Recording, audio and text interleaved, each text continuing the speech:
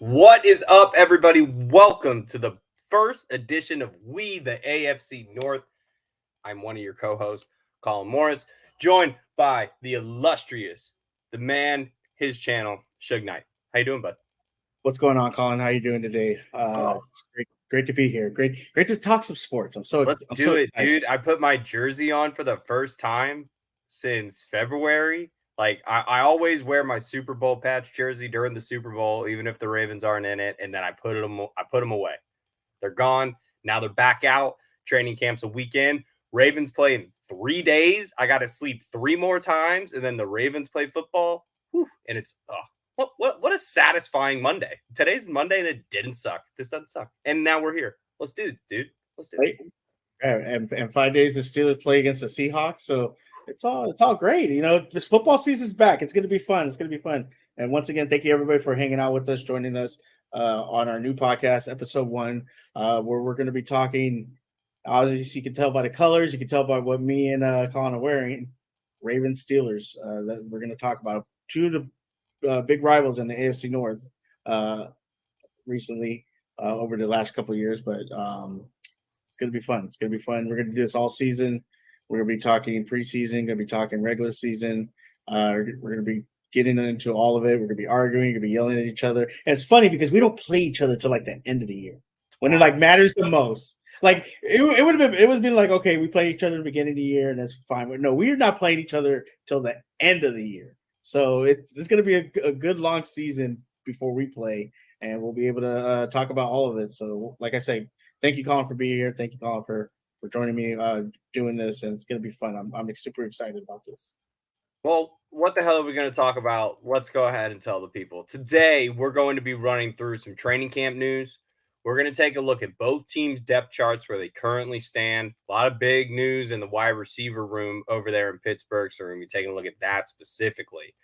And then we're just going to get into some expectations for the season. Not really going to take a look at, like predictions. We'll do that more like in the last week of the preseason as we get ready. And then we'll take a look at how those go throughout the season. But Shug, kick us off, man. Your channel. What is up in the world of Steelers football? I mean, obviously, the big question, the quarterback.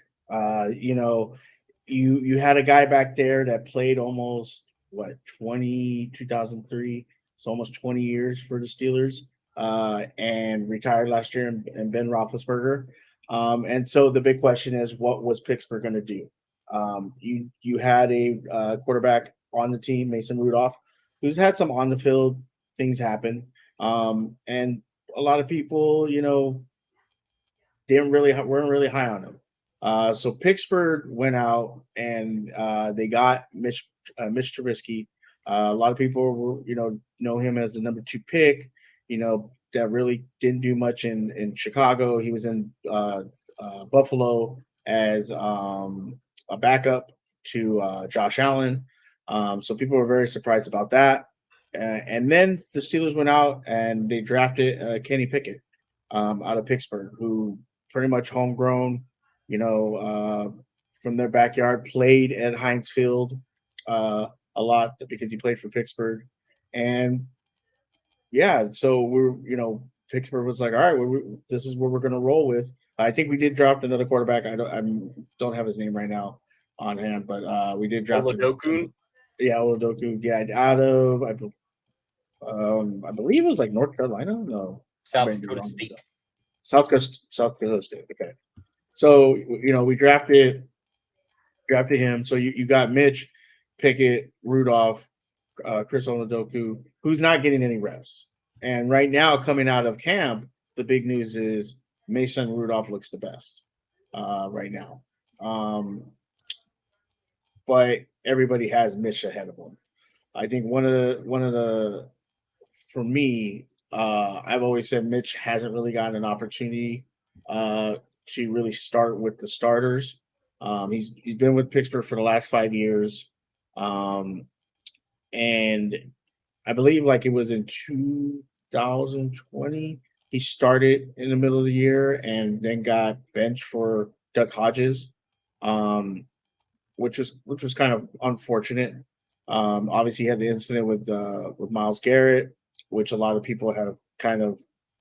That's why they're kind of turned off against him, as far as being the Steeler quarterback. And so, Mitch right now is sitting at number one. Kenny is kind of sitting there at number three. And over some of the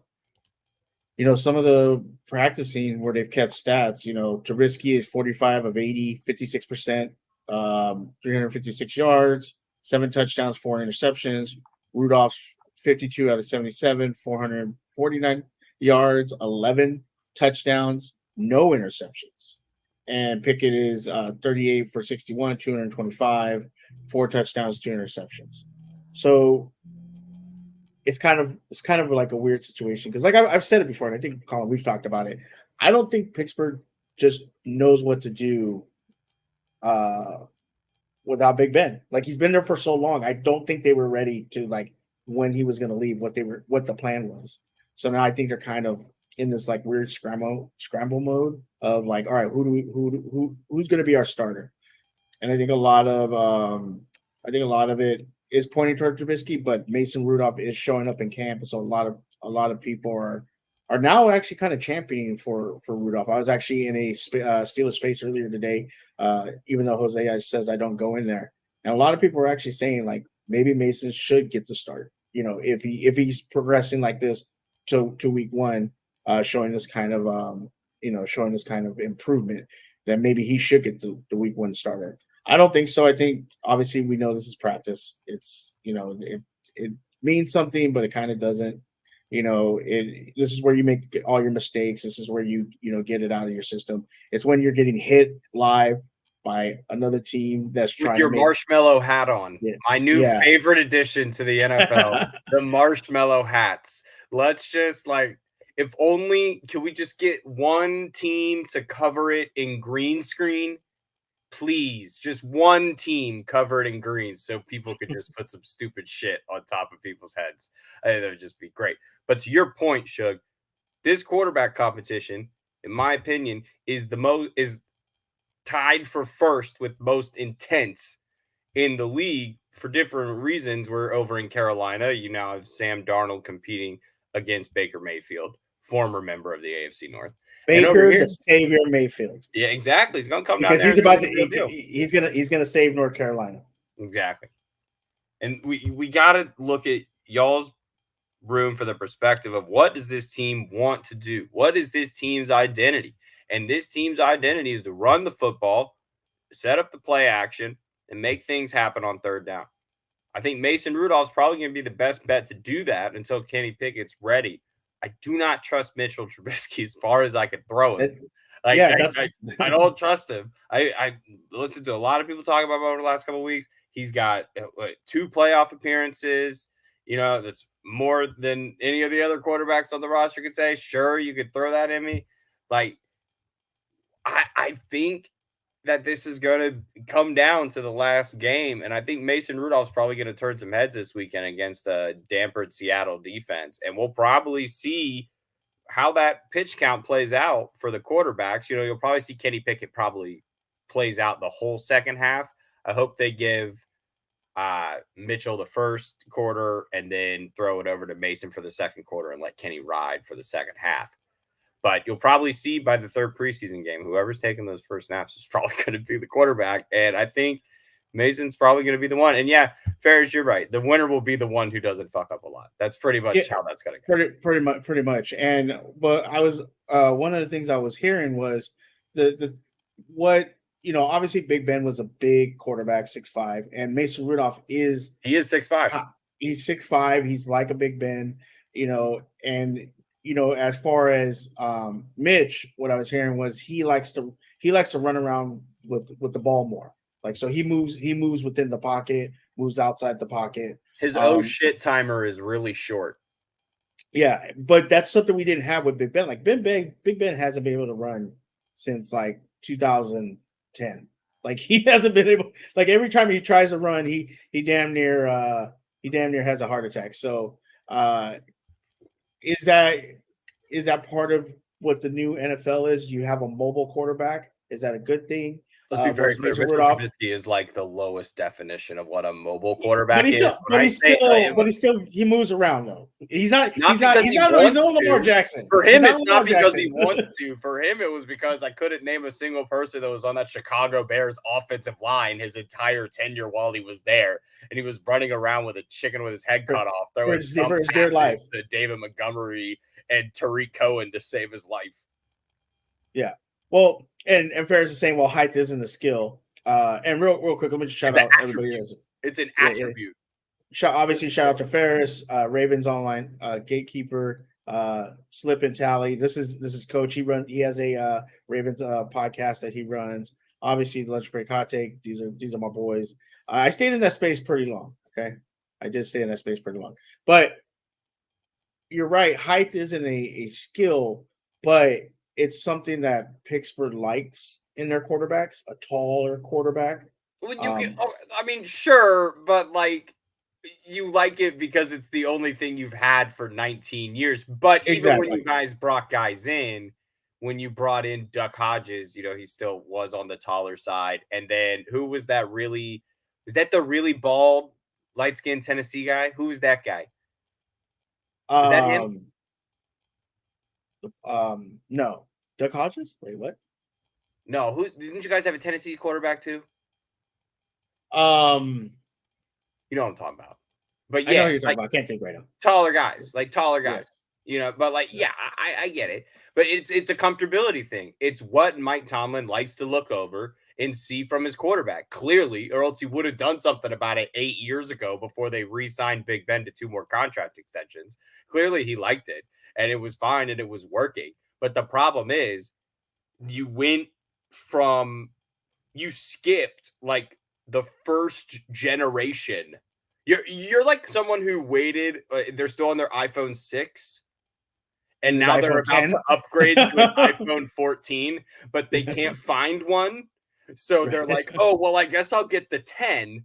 The 10 might still be good and work, so I'm going to upgrade to that. And that's kind of where you're at with Mitchell Trubisky. Like, he can understand the operating system. Like, the operating system is going to be dope, right? It'll be cool, but your phone might not be able to run it to its fullest capacities. And that's kind of where you're at. If you want to do the mobile thing, because you guys didn't, it wasn't like Ben actively was helping to usher in the new generation. He definitely made it as difficult as possible to move on. And to another man that you love, that we all love, but like Kobe Bryant really didn't do that for the Lakers either. Like we had this conversation at the end, really made it hard to bring in, they had all those young guys because they were so bad because of the contracts that you end up drafting into D'Angelo Russell and Brandon Ingram. But the Steelers, the difference was Ben was actually serviceable enough in situations to keep sticking you guys between that 10 and 22 draft pick range. And there was never a quarterback there that there was like, let's do this. And there was never momentum from Steelers fans either.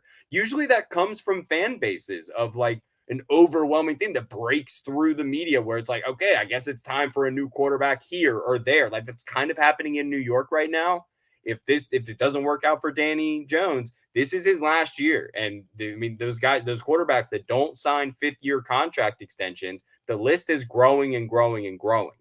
So I think this is definitely Mitch has got a shot, because if the Steelers want to do something new and cool before Kenny Pickett, they'll have to use Mitch to install the offense. And then Kenny would be an upgraded version to be able to come in and run that offense. Ferris, thank you, Josh Dobbs. Appreciate it. Yeah, and remember when Mason Rudolph was drafted, like Big Ben was pissed. Like he publicly let it known, like, I don't know why you guys are drafting a quarterback. And we're like, dude, but you're like 34 years old. Yeah, like you're no spring chicken anymore. I think for Mitch, I think for the Steelers, what they want is what Tommy Maddox had kind of done between Cordell Stewart and Big Ben. Where Cordell had kind of just became like this failed quarterback, which I always said Pittsburgh did him wrong. I think they should have never put him at receiver. But then Maddox came in and kind of did his thing, helped the Steelers beat the Browns in the playoffs, and so they were, that's our future, our future going ahead. And it just happened he got hurt against Baltimore, and then here comes Big Ben, and then we didn't need a quarterback for 20 years. So yeah, so I think this is a weird spot for the Steelers. They really just don't. They didn't have a safe plan. space for Cordell Stewart, people, right? Like I love he was Cordell a Stewart. backup That's my on the favorite Ravens player. for 2 Yes. seasons. And I'm sorry, sip. I said slip, slip and tally, sip and tally. My bad. I tend to do that a lot. I butcher Cordell everybody's Stewart still ranks 4th in NFL history in quarterback rushing touchdowns. 4th. He was ahead of his time. Like, I just think Pittsburgh should have never put him as a receiver. Hell of a Madden player. Ridiculous Madden player. He was Vic before. He was Michael Vick before Michael Vick. Linemen would break outside to cover a quarterback, and you could just like whip. Same with Pat White. When Pat White came through, that dude would cut up defenses on Madden. Shout out to Brandon Buck. What's going on, man? Hope you're having what is up, bro? Miss Buck. So we're in this. I don't, like I said, I agree with you. I don't think we're gonna see who the starter is until the last preseason game, because we got to see what happens when Mason gets hit. We got to see what happens with Mitch. Even then, it's the shortest stick in the NFL. Yeah. But with second you mess up. It's coming. But what Pittsburgh is asking of their quarterback right now is just do more than what Big Ben did last year, and that got us to the playoffs. Like that's what they're asking. It's not that tall of an order. Don't bring up Pat White and get very upset. Hey man, Pat White was a G. That's a dude. That's an OG on NCAA football with West Virginia. And he had Tavon Austin. You could just roll out, and Tavon Austin would be gone. Throw it deep. Yep, I remember that. Yeah. So I just think Pittsburgh's going to rely on the quarterback and say, "Hey, we need you to throw a couple 100 yards, maybe 1 or 2 touchdowns, and we're going to carry it. It's going to be on the back of Najee Harris and our defense." You just got to be more serviceable than what Ben did last year. Because a lot of our games we lost, like against Minnesota. I feel like the second half against the Raiders, had Pittsburgh just been able to score, I think we were winning those games.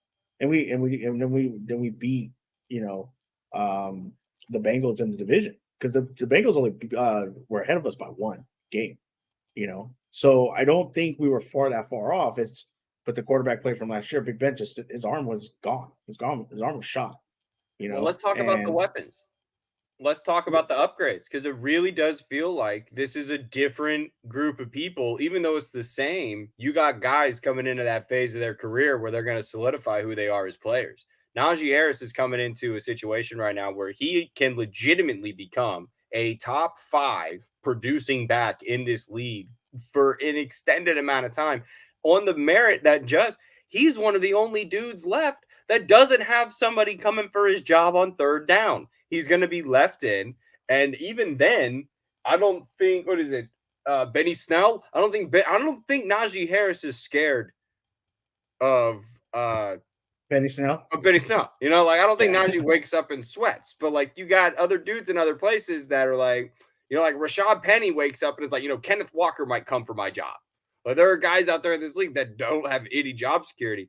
He knows. So he knows if he can produce, he can become the identity of this Steelers team for the majority of this decade. He can run it. And if he can solidify his run game and just let the quarterback play figure itself out, it could be fine. It could be totally fine, and really better than fine. He could be offensive player of the year under the right circumstances in this offense. Yeah. Well, it's going to be on him. It's going to be on. It was Steve Slayton. My bad. Ferris knows. Let me tell you something. That guy has a encyclopedia in his head. He's the guy that uploaded the names into NCAA football. Like, he would download the rosters. To me, those guys are just like quarterback 1. With no name on the back. Wide receiver number 19, going deep. It's going to be on Najee Harris. And we'll get into the wide receivers and everything like that. But I mean, you're talking about a team. They upgraded the line. The line didn't play that bad. It wasn't great, but it wasn't that bad. Najee Harris still got over 100 yards rushing. You have you have a good tight end, a young tight end who could be the next Mark Andrews, possibly the next, Kittle, possibly. And then you got a wide receiver core that, let me tell you something. Huh? Can you say his name? Who?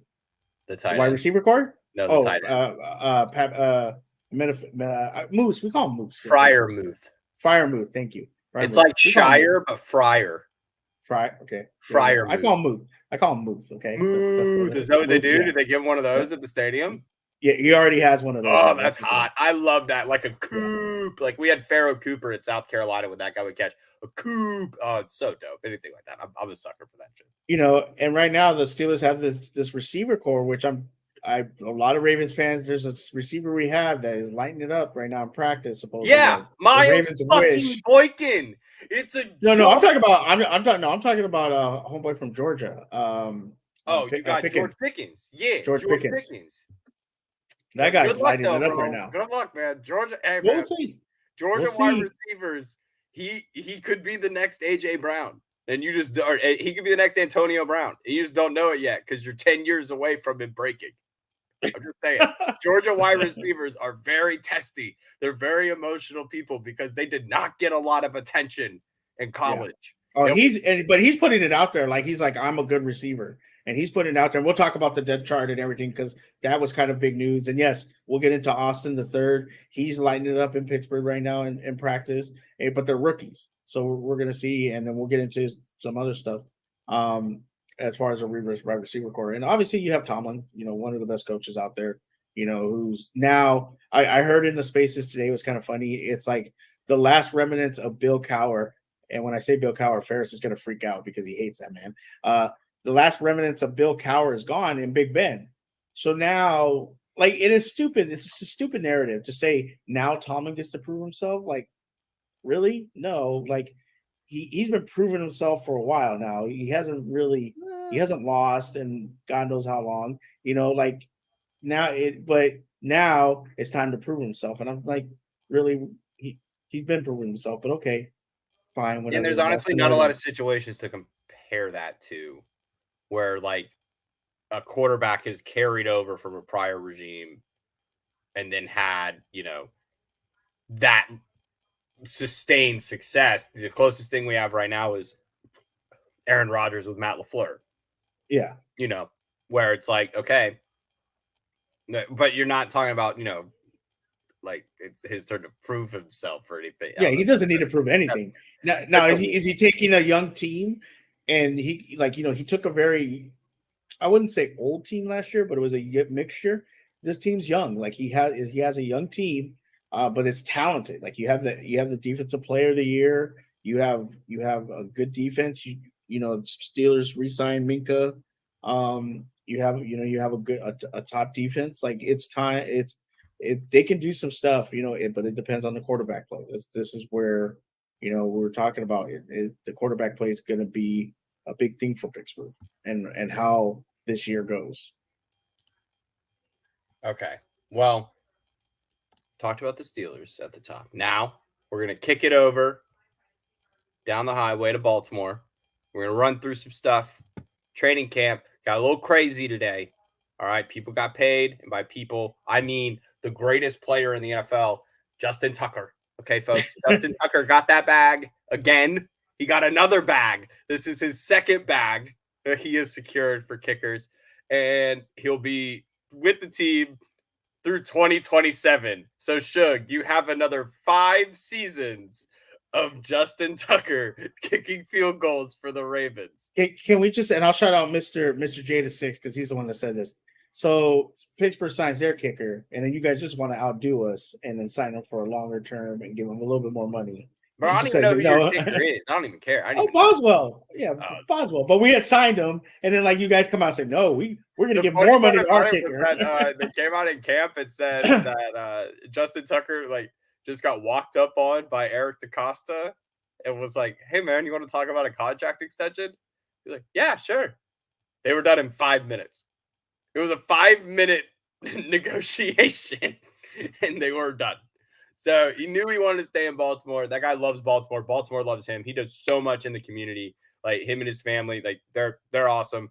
They're the only reason I'll ever like go like, hey, go Texas, because he went to Texas. But that's about it. What else is new? Oh, our defense looks like it's going to smack on the back end and in the front end. I'm real worried about the middle. I'm extremely worried about the linebacker position in Baltimore. We are old and young and not wise. Like there's no like middle ground. It's just like it feels like there's youth and there's experience, but there's no mixture of both in the middle. I feel like we're missing that. I think the Ravens can benefit from bringing in one more player. But the biggest news out of camp so far has been that J.K. Dobbins returned to practice off the PUP list today and looked good. He looked good. Man's looking shifty. They're going to elevate him by the day. They're going to let him do more and more. Let's see, Mr. J in the chat. Might not be a big thing, but all I'm saying is when the Ravens signed Marcus Williams for some reason in his contract, the Steelers gave Mika slightly more. It is a rivalry. It is a rivalry. We ain't playing around, man. We ain't playing around. I'm telling you, that is I have been consuming way too much NFL Network. I got 2 TVs in the living room. I got Inside Training Camp on the left, and I got regular shows going on the right, or video games or whatever. Nobody's talked about this Marcus Williams signing for the Ravens. Absolutely ridiculously slept on signing, to where the Ravens have solidified the back end of a defense that was already going to return to stellar heights if everyone returns healthy after coming off of what has now been deemed. I'm going to say something. I don't want to hear this from another fucking person, because now it's been statistically proven. Last year's Ravens were the most injured team in the history of the NFL. It has now been statistically proven that we were the most injured team in the history of the league. So I've been having a really hard time when I'm thinking about what this year is going to bring. It's really hard to look back on last year, because the team that was there for those last 9 games of the season after Lamar went down, wasn't like 6 though?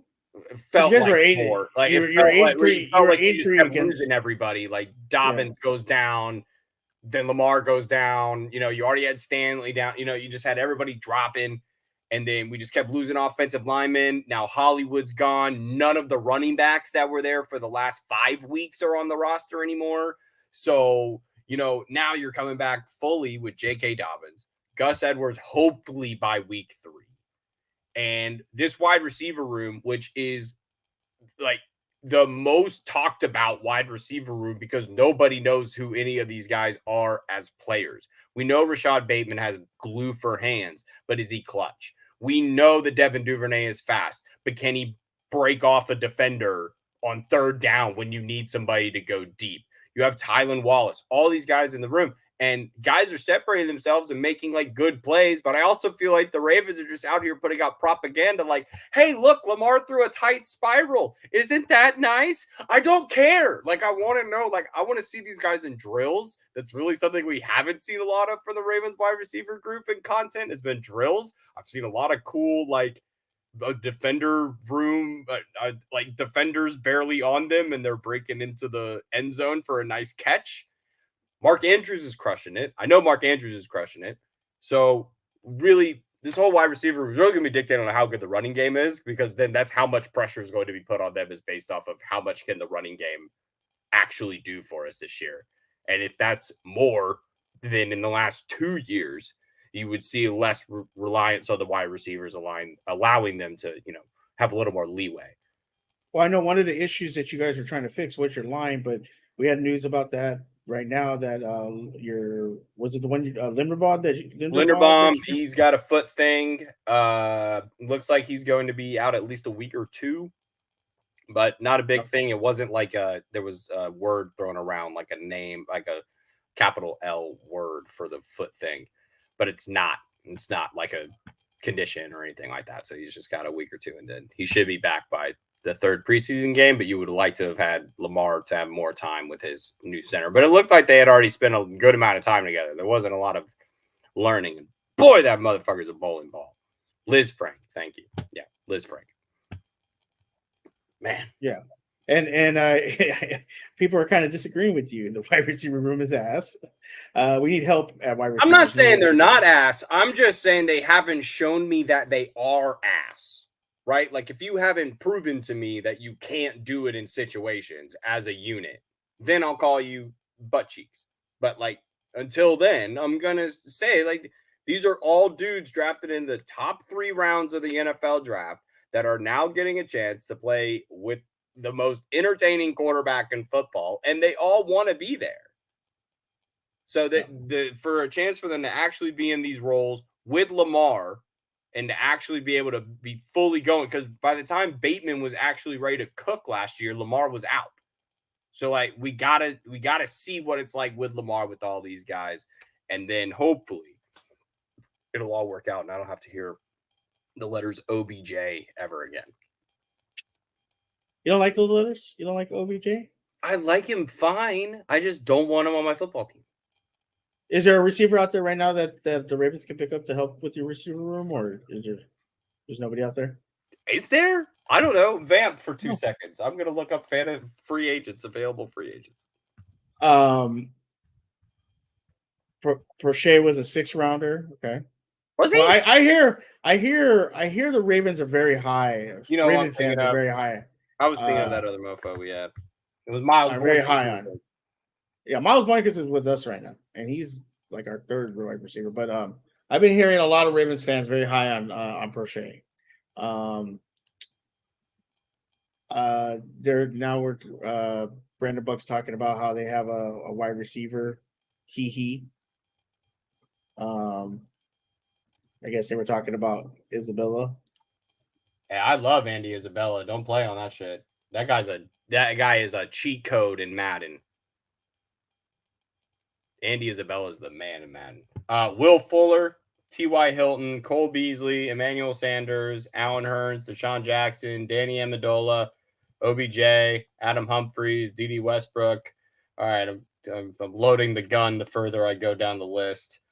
T.Y. Hilton, I've heard a lot of Ravens fans throw that around. Hey, Will Fuller, though. I talked about Will Fuller before on Real Sports over on Watt with Matt Thomas. But I was like, Will Fuller could come in and like sign that guy to a 1-year deal. Because look up when he plays. When he plays, he's really good. He's just got to play. So, you know, if you sign a guy to a 1-year deal and everyone's looking around at names they don't know on the roster, Ravens fans, like Will Fuller's at least a shot at somebody who has done it. Like when he's been on the field, he has been productive. Yeah, so Bateman and Duvernay were the only top 3. Duvernay failed to impress. Okay. I mean, we'll see. Like we had this conversation before. Hey, look, bro, if you don't get caught, who gives a shit? They're all doing it. He just haven't been caught recently. He got a lesser sentence than Calvin Ridley for betting. So that is ridiculous. That is ridiculous. But we had this conversation a couple of weeks back where it's like you were saying that's like the biggest question mark right now is the Ravens wide receiver core. You know, obviously you have Lamar, former MVP. Anybody that says he's not a quarterback, you're full of it. He can throw the ball, and you have this quarterback that can make plays. So you got to get some receivers around him that can catch the ball. Obviously, Mark Andrews is a great tight end, top 3 in the NFL. I got a great look, but for Lamar, it's like Luka. Mm-hmm. I'm gonna make a basketball analogy. It's like Luka. It doesn't fucking matter who's around him. He's just got to trust them. He's just got to trust them. And they have to trust him, and the system has to believe that it can happen. If they're playing a real system where these guys are actually, you know, evolving the scheme as the game goes on, and they're opening up new doorways and new plays and new options, and they can all ride on that same high, I think this is the most like malleable receiving room they've had to where they can just get them to play the game they want to play, not be like Mark. Now you could tell Hollywood wanted to, you know, wanted to have a different role and wanted to go somewhere else. So he's out. So now you got a group of people who all want to be there. Just see what they got. I'm not saying they're going to be, I think they could be a top 15 receiving room. I'm not saying they're going to be top 10. I'm not saying we're going to have 2,000-yard receivers, but we could have 3 guys with 800. And Mark Andrews doesn't count. Mark Andrews is going to have Mark Andrews numbers. Got you. I mean, some of the chat kind of disagrees with you. Nah, man, it matters who's there. Have we won in the playoffs? I guess it does matter. True. A group that would be cut from any other team. I mean, Rashad Bateman's not getting cut. A lot of people are not. I know I've heard Ravens fans very high on Prochet. It really pisses me off because Mark Andrews is the number 1 receiver on this team. And Mark Andrews is not talked about on any media, like ESPN, NFL Network. He is statistically the best tight end in football. And that doesn't seem to be enough weight of a human being to relieve Ravens fans of this need that we have to have these this receiver that we've never had in Baltimore. We think about all these dudes in the past they were really good. No, they all just got really hot. And we got really good dudes who were reliant guys who went on hot streaks at the right time and didn't sustain the success. They were all rises and falls. That's been the Ravens lifespan of wide receivers. So we've been going through this for the last 25 years. So it's no different. This is just the start of a new campaign without a Anquan Bolden or a Steve Smith type guy coming in to be that older presence. So it's I don't know. I'm not as angry as other Ravens fans are about this wide receiver room because I'm just going to see what they're going to do. I trust EDC. If we were going to bring somebody in, he would have brought somebody in. Because the group was out there. Yeah, but Anquan Bolden had his run with us, and then what happened? He was gone. We got him at the tail end, and then he died. It's not like Anquan Bolden played his entire career here. He wasn't a career Raven. He was here for 3 seasons. So, that's a really short span to be wow, look at this guy we had. Yeah, we got him from a dying situation in Arizona. So it's not we have to find a way to build these guys up because that's how good receivers play in this league is when they play on the team for their entire career. Those are the better receivers in leagues. Guys who stay with one team have these great careers. We just don't have that with the Ravens. The closest we got was Torrey Smith. But even then, he became the second fiddle to Anquan Bolden when he came in. So he wasn't that great. Isn't it weird that Pittsburgh just grows receivers? They'll draft some unknown, and then all of a sudden Pittsburgh has one of the best receivers. It is crazy. It is one of the things that have always tripped me about Pittsburgh. Yes, I do. Everybody, yes. Because he did. He brought it, and then he fixed the O-line this year. He spent more money on the O-line this offseason in draft capital than he had in years past. You got to look at, it's season by season. We can look on what last year and then what he did in the offseason this year to fix it. I don't know. I'm not going to please everybody. Definitely not. You're never going to please fans. Unless the only way you please fans is if you win the Super Bowl, and then it all works out. We've done more times in our existence than how many teams haven't won a Super Bowl since the Ravens have been a team? At least 10. And we've got 2, Raven on Raven's crime. I know, it's just crazy. I'll be honest with you, Colin. I've been in a lot of these spaces, Raven spaces, especially because I have become friends with. They're toxic little bitches. I'm not afraid to tell them. There's some toxic little bitches. They're like Clemson. Some of them are like Clemson fans. They get into it. They get into it in these spaces. I tend to just keep to myself though when I'm in those because I don't want to get in a fight with anybody. So you want to look at the depth chart right now? Let's do it. You want to start with mine or start with yours? We'll start with yours. We'll start with the Ravens. All right. Let's take a look at the offense. We're going to start with the offensive line. We got Ronnie Stanley, who should be off the pup in the next 2 weeks. That's me being hopeful, but all signs are pointing that the only person left on the pup that isn't going to be ready week 1 is Gus Edwards. Ben Powers, Rookie Tyler Linderbaum at center, who we just mentioned, is going to be out for about a week dealing with a foot thing.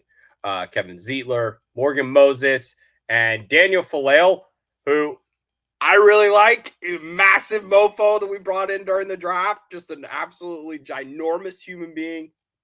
Big fan of his. And then you basically have last year's line as your backups. You got Makari, Ben Cleveland, Tyree Phillips, those guys there to fill in positionally who are going to know the offense. So that's 8 guys. And honestly, I can't remember the last time Baltimore had 8 guys that were ready to start on the offensive line. So pretty satisfied with that. Of course, you got Pat Ricard coming in, Project Pat, always ready to work, and Ben Mason coming in with fullback. We're probably going to be the only team that actually has 2 fullbacks on the roster. Crazy. I don't even think fullback is a listed position anymore, other than on the Ravens. It is for us. We have TJ's signed their guy too. I mean, we have TJ Watt's brother, so yeah, we have a fullback too. But like nobody really, nobody ever like actually like. When's the last like fullback like? God, I can't even think. Vonta Leach? Maybe like. No, not Vonta Leach. No. That's a linebacker. I'm talking about who is that guy? So you got James Prochet as your slot receiver. I said TJ Watt's brother. He hasn't. What's wrong with you? His name's TJ Watt's brother. When your brothers are winning Defensive Player of the Year, you're TJ Watt and JJ Watt's brother. That's how it goes. McLean. Ferris just wants the shit. Ferris, could you even point to Clemson on a map? He could. He actually could. I will. Ferris is very knowledgeable and stuff like that. He will absolutely point to Clemson, and then he'll point the middle finger at you. Okay, continue. Let's continue with your depth chart. That ugly ass orange will get nothing but hell from me. All right. All right. So what are we looking at here? Like, what I'm really loving here is that this team has nobody at wide receiver. So yeah, we can talk about it. It's just really, other than Rashad Bateman and Devin Duvernay, this is just like the lightest room in the room, and they got to do something about it. I have hope, but like I just mentioned, I have hope. But when you look at it on paper, it's rough. It's not fun because we'll look at yours in a second, and it looks like a fucking NFL track combine. It's like every guy that you want to throw out to go win the 400-yard dash, like just go run a 4x100 relay with your guys. If there was a 4x100 relay in the NFL and you had to put 4 wide receivers from each team, I guarantee you the Steelers are winning. That would be nice. Duvernay's not in. Duve is in this group with Bateman. He's in the other group. Yeah. Not sure what that means. A little clarify, but yeah. Okay. I don't. But yeah, I'm excited. But when you look at the running backs, we got J.K. Dobbins. We got Mike Davis, who is extremely serviceable. Mike Davis is a great player. Really came on last year for the Falcons. Came on the year before for the Panthers. He's very serviceable. Also a Gamecock. So I'm a big fan of that. I love 2A Davis. No wonder you're loving him. That's my boy. I've been riding with Mike 2A Davis for damn near 10 years. We had a class together. That's the homeboy. So now we got Gamecocks on the Ravens. Shit's popping off. Like, honestly, I feel the same as when Latavius Murray. He's kind of similar to the Latavius Murray comfort factor last year. Not so much Bell or Devonta Freeman coming in last year for the Ravens, but more Latavius Murray was probably the most comfortable I felt with any of those veteran backs that we brought in after Gus and JK went down. So to have Mike Davis and Justice Hill still on the roster, but like, yo, I don't know what the hell we got. But the big story apparently out of Ravens camp has been Corey Clement coming in and actually finding a role. What? You got something to say? I'm right here. I'm right here. Right here. Ready to roll. Ready to win 9 games this season and go to the Capital One Bowl. Ready to have a good time. Actually, we're probably going to win like 6 games. But hopefully it's 9. So Corey Clement's come in and kind of found a spot. Apparently, he's done things in camp that they've been kind of waiting on Justice Hill to do for 3 years. Like, be confident. Yeah, that's what it is. At least you have your lady game. Yeah, national champion. Show some fucking respect. All right. I'm also as brainwashed as a Gamecock fan as you could possibly be. I went to South Carolina from 2012 to 2016, where we had 3 11-win seasons and beat Clemson every year I was there. So Clemson fans that came out of the woodwork after I left college just seem like, Seahawks fans that showed up after they won their first one with Russ. You're like, whoa, where'd all these Seahawks fans come from? Wow. That's kind of how I see Clemson fans. Let's look at your defense. Let's look at your defensive depth chart. Oh, there we go. All right. Boom. Look at these bangers. Bangers. Top to bottom. I don't know. We can talk about the linebackers. All right. We can have discussions about the linebackers.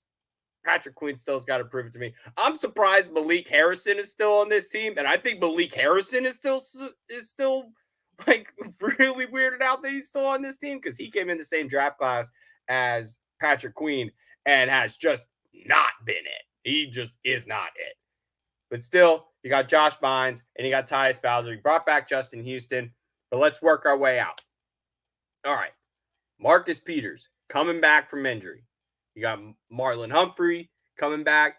Marcus Williams, the big addition, along with Tony Jefferson coming back as well to solidify. So when you're looking at these cornerbacks, the team that lost like 7 different DBs last year, now we bring in Daryl Worley today. We got 1, 2, 3, 4, 5, 6, 7, 8, 9, 10, 11, 12, 13 of them mofos. 13 DBs ready to go, ready to work. And I like the addition of Kyle Fuller. Is slept on, real slept on and quiet. I like to have a Fuller on the roster. They're confident and cocky. There's something about those guys I've always liked. Kyle Hamilton, the rookie coming out of Notre Dame, I think is a top 5 talent in this year's draft, but you can't sign a top 5 safety to what you're going to have to pay him in year 5 of that contract. Like the scale is just too much and it would max. You just can't pay a safety that much money. So luckily he fell to us. We got him at 14 and he is going to crush. He had his first legit interception in camp today, which was nice to see. And then we got the line, Calais Campbell coming back for what's probably going to be his final season. Michael Pierce, Matabuki, David Ayabo, is probably not going to play much, if at all, this year. Maybe there hasn't really been too much talk. He just tore his, was it a ACL or Achilles, something with an A, in his warm up to the combine. But Odafe Owe has been the talk of the defense this week. He has been just a monster. His motor is insane. I mean, him lining up opposite of Calais Campbell and actually having Michael Pierce and Matabuki there together, being able to provide that big body, plus the rookie Travis Jones coming out of Connecticut, the 3rd-round pick, has also been a head turner. From what I've heard, we have more size on the defensive line in terms of like width than there's been in a while. So width and confidence. I think we've had width, but the combination of width and confidence in your ability to use your size, I like it. There you go. Coach wants to clarify 13 corners or 13 DBs. Okay. Those are what I counted. DBs counted safeties and corners. I can't count, so don't ask me. That's just how I roll. Mr. J saying Ravens secondary better be top 2. Yeah. I think that I think you guys do have that secondary. It's gonna be tough. It's going to be real hard, and that's going to be the thing. If you got a tight end in fantasy football and you're playing against the Ravens, I'd probably play him because the linebackers ain't going to be. They're not going to be worried about you.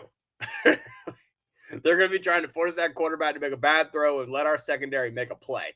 The Ravens might lead the league. That's one of my predictions for the season. The Ravens are going to lead the league in turnovers. Okay. I see it. Coach was just saying that's a lot. It's a lot. It is a lot. But when you lose 9 last year over the course of the season, you get a little worried. So you're going to cover yourself on the back end this year and not be signing every dude off the street. I mean, any of us in this chat could have started at quarterback last year for the Ravens by like week 17. I couldn't. I can't run a 40 anymore. I have a heart attack. My 40 is like a solid 4.85. I would be dead in point 2. So we can totally talk about Likely. Likely has been huge. We're talking about Isaiah Likely coming in here. He's been making some moves on dudes, and he is big. And he's big. He is, and like, whoa. I don't know. He's weird to watch because you don't normally see a guy that confident in his catching abilities be that big, but he's just going up for shit. So I like that a lot. When was George Pickens available? I believe he was a 2nd-round pick by the Steelers, right? Yeah. Yeah, I think it was like the 60th pick. I think you guys could have got him. You definitely could have got him. Definitely. Does that mean, so going back to this, are you guys going to be a 2 tight end set a team? Yeah, I think that's what the Ravens, if you look at Lamar's most successful season, that's when Hayden Hurst and Mark Andrews were really lining up Twin Tower style. And then that's when he started favoring Mark Andrews because people slacked off of him because Hayden was the 1st-round pick. So in scouting reports at the beginning of the season, it wasn't like, hey, watch out for Mark Andrews. But then it suddenly became, hey, watch out for Mark Andrews. Let's break hot take. It would be easier to replace the strength and conditioning coach, but they don't want to do that. That's big facts. That was what I was calling for at the end of last season. I was like, oh, is this not what we're doing first?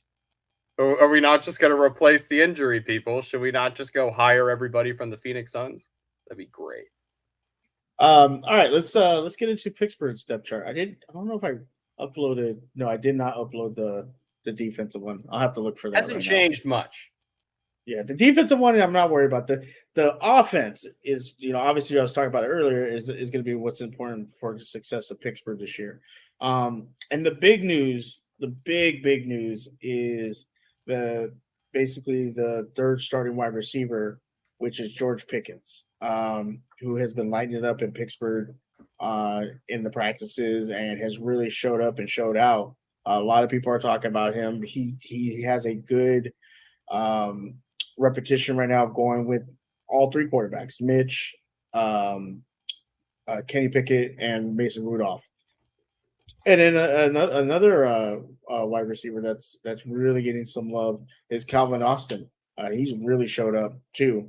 So you have, not only did the Pittsburgh sign Deontay Johnson, you already had Chase Claypool, who was claiming to be the 3rd best, could be a top 3 receiver. That jury's still out on that. And you also signed Miles Boykins from you guys, but now you have these 2 rookies coming in who could possibly get a lot of playing time, and then obviously Freiermuth, who is a serviceable tight end and could possibly be a top tight end depending on the quarterback situation. Obviously Najee Harris is going to be a workhorse, like you said. He's not scared of Benny Snell, Anthony McFarland. I don't see that changing. Anthony McFarland Jr., the guy that made Family Guy. I'm just kidding. Yeah. And the line for Pittsburgh has, they went out, they got, they got some people, and this line's, from what I've been seeing, there's obviously the left guard. The left guard position is being is under competition. But from what I've been hearing is the line has really made an improvement. And like I said, Najee got 1,000 yards last year. So the line wasn't terrible. People will say, well, it was the running back that did the work. Maybe not the line, which could be absolutely true. It could 100% be true. But I want to give my line a little more credit, and say that they did a good job, and I think they're going to be better this year, which was one of the big issues last year. Um, and I think this offense, if we get this quarterback situation figured out, and this quarterback can come, whoever it is, can come in, give us 275 to 350, couple touchdowns with this top defense. I think Pittsburgh can really shock people. I think the Steelers can really. We did last year. People were underestimating us last year, and I think we can do it again. Like I said, I firmly don't believe in Cincinnati. I don't think they're as good as they just got hot at the right time. I don't really think they're that. Now they did improve. They did improve. I will give them that. They have Chase, not Chase. Sorry, the wide receiver. Yeah, Jamar Chase. Jamar Chase. Yeah. He's a great receiver. Obviously, Joe Burrow's playing with tons of confidence. And they fixed the problem they had, which was that O line with pretty good defense. So yes, I'll give you a little pushback on that, Shug. Because you can give me pushback. I don't think if the Ravens the list a little short there because it's not just Jamar Chase. No, they have other weapons. It's not just Jamar. They have Mixon. They have Higgins. I'm saying and Mixon behind that line with what he did last year behind the line they had. Mixon to me, we can talk a little fantasy for a second. Like, if you right now he's going as kind of like the 14th ranked player, you can kind of get him at the top end of second rounds. He's going to be a top 5 back in terms of fantasy production. I think like the way that offense is going to work, if teams really do decide they're going to nail down on those 3 wide receivers, that's going to open shit up for him more than it did last year. And behind a better offensive line, I'm scared of the Bengals. I'm not afraid to admit it. I'm scared of the Bengals. No, they're the best team in the AFC North. They're the best team. Yeah, absolutely. I'm not saying, but I'm saying to me, it's a team I'd want to start with right now and call them like my team. Like if I could start over and just have another team, it would probably be the Bengals. I'm just saying, to me, last year you take the Ravens, who are 8-3, they have a ton of injuries, and then you take Pittsburgh, who didn't have any kind of quarterback, and they finished only 1 game behind the Bengals. I just think that last year would have been different with a decent quarterback for Pittsburgh and no injuries for the Ravens. Yeah, you guys are 2 Ravens possessions from like the Ravens are 2 possessions. I'm talking about the interception against the Rams in the 4th quarter and the Packers game that was kind of winnable. Yeah, from there was a third or from those right, like just the way everything would have worked out, it would have been completely different. Like that's how tight that division was last year, and I don't think it's been that tight in a really long time. It really not between 3 teams, and you're talking about the 4th team. Now you're talking 4 teams with a healthy he who must not be named. We shall not speak his name. So I think to me, I want to see if the Bengals can do it again. Yes, they're the best team. Hold on. I do have a man crush on Joe Burrow. I think Joe Burrow is a very cool ass dude. I have no quarrel with Joe Burrow and his people. One, because he beat Clemson in the national title game. And when you do that, it goes back to Clemson for you, huh? It always goes back. But hey, Trevor Lawrence is going to have a great year too. We'll see. They helped him out, man. They did. And he doesn't suck as much as Sunshine wants to suck. Deep down, he wants to suck, but Sunshine will figure it all out.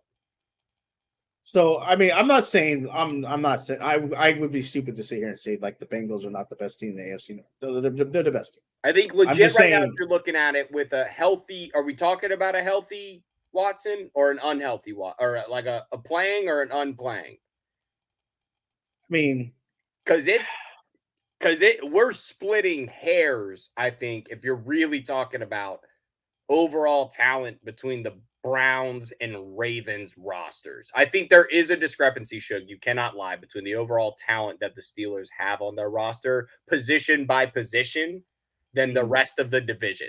You have the best running back in the division, and you have the second best receiving room in the division, but that doesn't necessarily add up to being that you're the best, right? It's weird how that math works out. I would go I don't Bengals.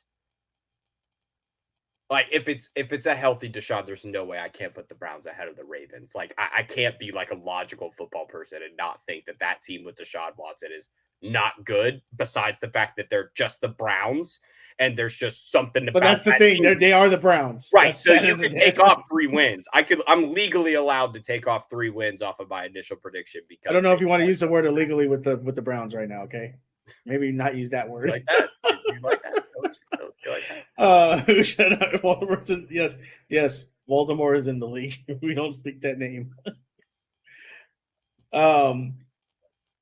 No, I think Pittsburgh. I think for me personally, and I'm not trying to be biased. I'm trying not to be biased, but I think the Browns are the Browns. So I will always put them fourth. I think it's the Bengals. You can flip flop between us and then Browns. Personally, that's how I look at it. Because we're all assuming that comfort in their quarterback position, it definitely feels like a more plausible conversation. But until there's comfort and stability, I have a hard time putting them above. Yeah. The Ravens. So when you would start with the 2 teams. That's what I'm saying. You can flip flop quarterback situation. Yeah. I have no problem flip flopping with the Ravens because you do have a former MVP. The thing is, though, and I know Bronny's going to kill me for saying this, you can't just put on last year on the Browns all on Baker Mayfield. That was a whole team, and they shit the bed bad. So is Deshaun going to walk in that door and just all of a sudden everything magically fixes itself? Hey, he took the Texans to the playoffs. Let's be real clear. He took the Texans to the playoffs. But the way that people are talking about the Browns, it's like they have a shot to be like. They got Amari Cooper. Let's not forget they're sitting there with Amari Cooper, Nick Chubb, and Kareem Hunt. They have the good football players that just need somebody confident to get them the ball. And if your team's not confident in you, you're not going to be confident in you. And the Browns were never confident in Baker Mayfield because the mofo was out making more brilliant Geico commercials or progressive commercials than he was out actually making football plays. I enjoy his commercials more than I ever enjoyed his professional football. Rodney, you put some respect on Baker Mayfield's name. He's about to save the Carolina Panthers. Put some respect. Dead ass. CMC, more draftable. I have said Carolina's going to the playoffs. They might make the second round. I think they will. Just saying. Hey, those are 2 cocky motherfuckers to be in the same backfield. I will say CMC and Baker Mayfield, that is a lot of ego. And it's also might be the most white privilege in a backfield we've ever seen in the NFL. That's going to be my nickname. If you get Baker Mayfield and CMC in your fantasy leagues and don't call it white privilege that's on you. That's on you. For one of them. So, yeah, I and like I said, I didn't have the Steelers depth chart on. I hope Baker doesn't ruin Bojangles for me. Don't worry. Them chicken supremes still taste good, no matter who's selling them. Promise. I think the Steelers defense, I think it's going to be a top defense. I know Mr. J was saying this right here. Minka can't cover, and our corners haven't been the most impressed. We've really never had good corners, ever. But I think this has been a middle out. Your team's been middle out the entire. When the Steelers have been successful, that defense is middle out. Same as the Ravens. Yeah. Same as the Ravens. It goes having a brilliant linebacker core to having above average secondary talent, and then you figure out the defensive line. Because let's be honest, I think our front seven is really good. I think they're our really front seven good, but like when have they they've never been the pillars of at least in this decade when you were going to Super Bowls. the defensive line was not the tent pole of the defense. It was the linebacking core. It was the safeties. It was like motherfuckers thought they were going to get murdered by the Ravens and the Steelers linebackers and secondary cores for damn near 20 years. They did, though. And now nobody gives a shit. We're not feared anymore. Yeah. Well, we'll see. I mean, we had the most sacks last year. I think you were talking about how you're going to have the most takeaways. I think the Steelers are going to have the most sacks again. Not if Myles Garrett has anything to say about it. I heard him talking. He's coming. He's 4 sacks away from the Browns franchise record, which is but it's the Browns. Insane. That's insane. He's in like year 6. That's crazy that he's coming for a franchise record in year 6. And he was only 2 off of TJ last year, right? Okay. Stop saying lies, bro. Is that a take? I did not. No, that's not a take. Did you say that? No. We had an argument about the play against. What you said was his commercials suck, and then they took your blurb out, and they were like, "Shug said." No, I blame Polamalu on a play, and then they all said I was talking trash about Polamalu. That's not true. You guys are spreading lies about me, Rodney. We'll save your life. So I'll be very clear. We really need to get sponsored by Bojangles. Shug, we need to get a Bojangles in LA, Shug. We need you to understand the magic. What is that? It is the best chicken restaurant in existence. So Bojangles is like a big Southern sponsor. They're like more Southern than Zaxby's, if you know what Zaxby's is. Yeah. No? Was it Raising Cane? You know that one? We have Raising Canes out here. Okay, so that's like similar to Zaxby's, but Bojangles is like super Southern Popeyes and KFC. It's a fried chicken joint. But they serve breakfast all day, and their breakfast will change your life. Yeah. Ronnie, you guys don't have an overtime show anymore, so I don't know what you're talking about. We're gonna move on from Rodney. Before receipts are pulled up, Shug is running away from a situation. He's just trying to cause problems. He really is. Anyway, so let's get into like some of your what are your hopes for these first? Let's say like the first 2 or 3 preseason games going into week 1. What are your hopes and what do you expect from the Ravens? I'd like to see like at least the thought that they want to throw the ball. And if that happens, that means I think they have confidence. If I see in those first 2 games that we're running the shit out of Mike Davis and Clement, I'm going to feel a bit worried about the wide receivers. My expectations are going to be based off of like what I feel like the scheme really starts to develop in itself, because the Ravens threw the ball more last year than they had in years past, way more. And that was because of injuries on defense, being on offense more, being down more, all that kind of stuff.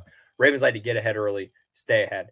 I want to see that from that team this year. I want to see confidence, and I want to see like that has to come from Lamar trusting those receivers. I think that's going to be what we talk about all year. It's going to be the receivers and their ability to shut people up, or if we realize it's not working, we have to bring in some of these free agents or make a trade, make a move, something to bring some form of confidence aside from Mark Andrews for Lamar Jackson. Lamar Jackson has to trust one of these receivers with his life. I think that's my expectation. He has to have one receiver that he can trust that's not named Mark Andrews. And I hope it's Rashad Bateman, because he's really good. And I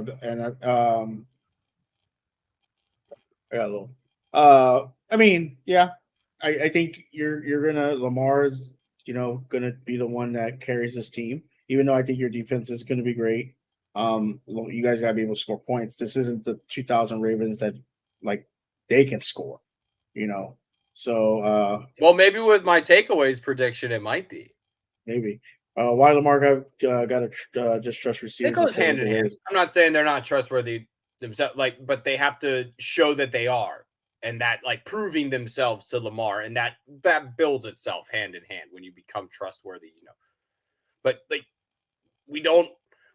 who are we going to bring in that's trustworthy? We had Julio Jones was on the block for like 3 months and didn't bring him in. I don't know, a more trustworthy pair of hands to just go up and get a ball in the league. Maybe not beating anybody off the line anymore, but could still go up and get a ball. But like, we didn't go out and get these guys who had been considered, pretty good receivers on their teams for the last 5 or 6 years. And they trust the guys they got.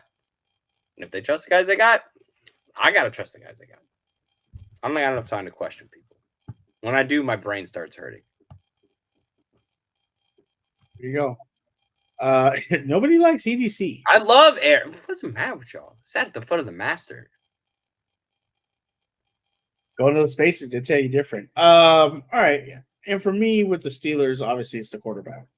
I want to see what they do with the quarterback. Is Mason Rudolph our future, or is Mitch Trubisky, or are they just going to, start Kenny Pickett out and just throw him to the fire? Like, I personally feel you let Trubisky go and play and see what he can do for you. And if it goes south quick, then I think you throw in Pickett. I think Rudolph had his opportunity, and too many people point to games like the Lions game last year when he had an opportunity. The Browns games from the years before, and he just couldn't do it. I know it's a small sample size, but from what he drafted Lamar Jackson. What do you want? I don't know what to satisfy some of y'all with. He drafted Lamar Jackson, the best overall. Well, I thought that was he was right there. No, who was the guy before him? Ozzie Newsome. Eric was right there. Like, do not think that was like Ozzie Newsome being like, "Hey, Eric, do you want this guy for the next 10 years?" No. If you don't think Eric DeCosta was not adequately involved, get your facts right. No. You're gonna piss me off. Like, come on. Like, Eric DeCosta was there doing like most of the work for the last 3 years before Ozzie left, and Ozzie was working hand in hand with them. You don't think Ozzie would have asked the guy who he knew was gonna take over for him if he wanted the quarterback? What are we talking about? Eric worked there for 10 years before he became the GM. It wasn't like he just showed up and took over the job, and it was not like some of these other teams. This is the most easiest transition from a GM to another GM in NFL history, where it's just a guy that worked there for 10 years, came on, took over, and it all worked the same. Okay, so they want to ask, what has he done as a GM? In 5 years, gone to the playoffs twice, lost both of those games. And we've had massive amounts of injuries that make me think last year, COVID year. He said COVID year. He had last year where he had the most injured team in NFL history. And in the other 2 years, he went to the playoffs. I don't know, guys.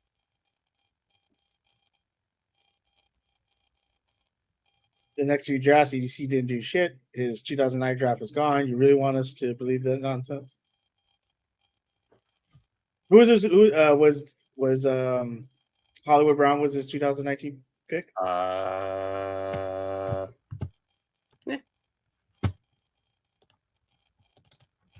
Mr. J he did almost die. And after that game, Mr. J, I don't know what happened to Mason, to be honest. Yeah, it doesn't help that Jalen Ferguson died. So, one of the guys from that draft class just died. So that's yeah, that is sad. Yeah, that did happen. And he was really good. Well, we traded Marquise Brown. Jalen Ferguson's dead. Miles Boykin's on the Steelers. Justice Hill is still on the team, so they're not all gone. Ben Powers, is he not still on the team? And then, Iman Marshall bust. Dalen Mack bust. Trace McSorley came in and tore his ACL for Lamar, so that was nice.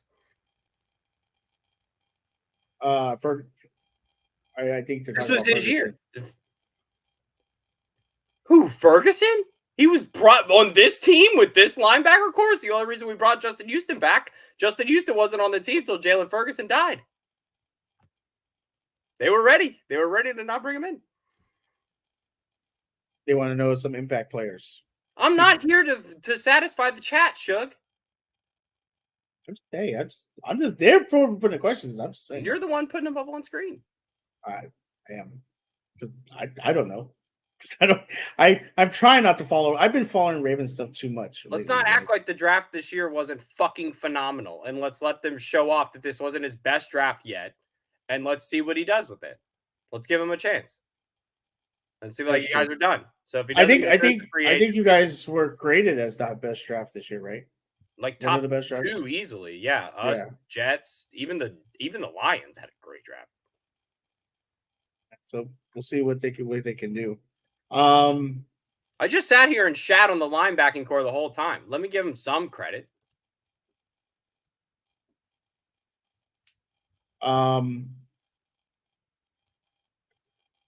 What else? Is there anything else you could think of that you're looking forward to? I want to see Lamar Jackson win another MVP and shut all these people up and be the highest paid player in football history. You think he's going to be a Raven next year? Absolutely. What other team is going to sign him? Miami. I think Miami. I think he's going to Miami. Not without those draft picks. They can't trade us. I think they're going to. I think Miami. He's going to Miami. If y'all don't get a deal done, I'm not gonna say that you guys can't sign him, because you can, absolutely, because I think he really does love Baltimore.